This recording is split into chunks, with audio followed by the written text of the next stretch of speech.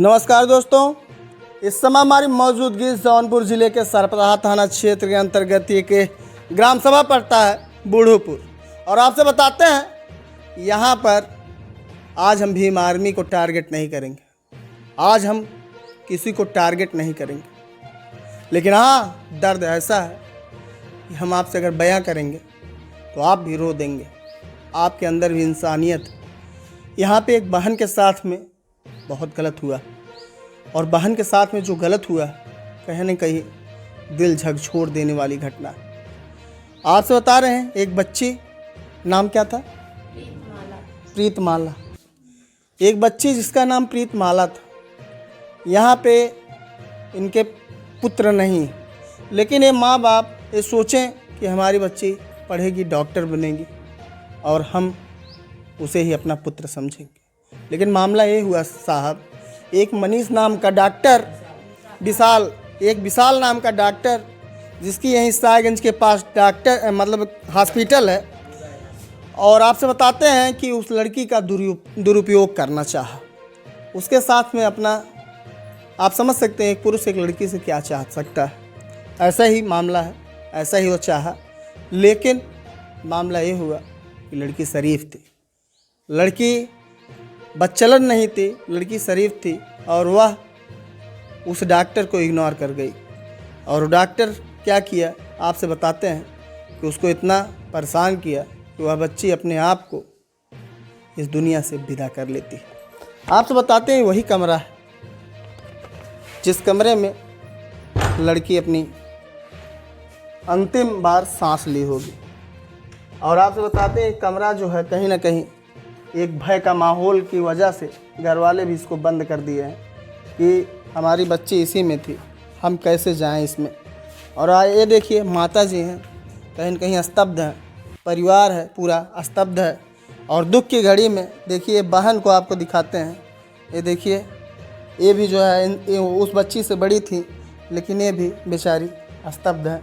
और इन लोगों के पास अब कोई शब्द नहीं है किसी मीडिया वाले से कोई बात करे, लेकिन इतने तकलीफ़ में लोग हैं कि अब हम क्या बताएं आपको। देखिए, जूम करके दिखाइए, देखिए किस तरह से चिंता से व्यथित होकर के एक बहन सर पे हाथ रख कर बैठी हुई हैं। जूम का मतलब लगे चलिए आवा करा यार। देख सकते हैं कि एक बहन जब चिंतित है अपने बहन के लिए कि हमारी बहन अब नहीं है इस दुनिया में, तो कहीं न कहीं सर पे हाथ रख कर बैठ गई। और एक माँ अपनी उम्मीद को त्याग चुकी है, और यहाँ पर देख सकते हैं ये कितनी आशा के साथ में ये बैठी हैं कि हमें न्याय मिलेगा। लेकिन महोदय आपसे बता देना चाहते हैं कि उत्तर प्रदेश की जो सरकार है, जो गूंगी बहरी सरकार है, जिसको सुनाई नहीं देता है, जिसको कुछ दिखाई नहीं देता है, और आपसे बताते हैं अगर वो न्याय करेंगे तो फिर आपका सरकार में होना व्यर्थ है। आपसे बताते हैं यहाँ पे देखिए परिवार बड़ी दुख की घड़ी में है, बात नहीं करना चाहता है। बात कहीं करने का मतलब ये है कि दुख है इतना कि वो बोल नहीं पा रहे हैं। और आपसे बताते हैं यहाँ पे गांव के ये हैं, इनसे बात करेंगे, इनसे जानने की कोशिश करते हैं आखिर क्या क्या उस बच्ची के साथ में हुआ था। जी सर, मेरा नाम विजय है। मैं पड़ोस का रहने वाला हूँ। रिश्ते में वो मेरी बहन लगती थी। मैं यही चाहता हूँ कि जिस तरह से बेटियों पर अत्याचार हो रहा है, लोगों के डर बस या भय बस लोग डरा कर या धमका कर किसी तरह से उसका दुरुपयोग कर रहे हैं, उनको कड़ी से कड़ी सज़ा मिले वो भी कम होती है।